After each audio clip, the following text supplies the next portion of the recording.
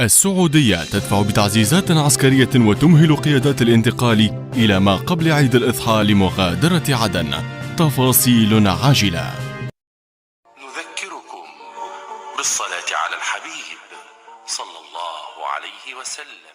وصلت اليوم تعزيزات عسكرية إلى مدينة أحور الساحلية قادمة من المملكة العربية السعودية. وبحسب بلاغ عملياتي فإن هذه القوات تشمل تريلات محملة بأسلحة، ومن المقرر لهذه القوات أن تواصل سيرها إلى عدن.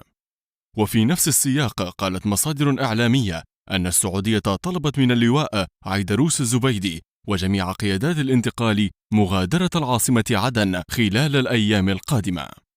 وقال الصحفي العدني خالد الشودري أن السعودية طلبت من عيدروس الزبيدي وقيادات الانتقال مغادرة العاصمة عدن قبل عيد الأضحى المبارك.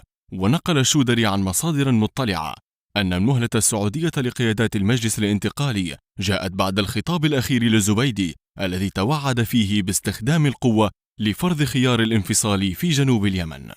وأشار الشودري إلى أن تحذير بريطانيا وفرنسا للانتقال جاء بعد تحذير الولايات المتحدة من الإجراءات الاستفزازية والتعيينات والقرارات الأحادية الجانب والعرقلة المتعمدة لاتفاق الرياض. وبحسب رئيس مؤسسة خليج عدن للأعلام فإن هذه التحذيرات تؤكد أن السعودية تلوح بعصا العقوبات في وجه تصعيد الانتقال من عواصم الدول الكبرى. اللهم احفظ اليمن وأهلها. اللهم من أراد باليمن سوءا فاجعل تدبيره في تدميره.